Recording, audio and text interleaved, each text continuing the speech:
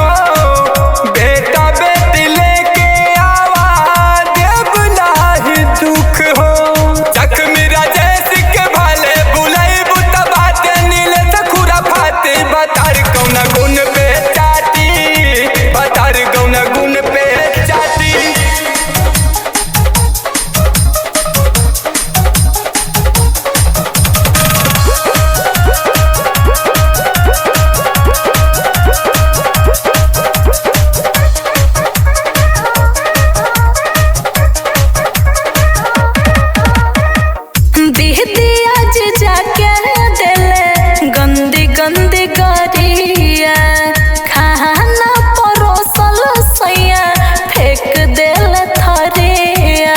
अरे त का करी बड़ी तीत रहे।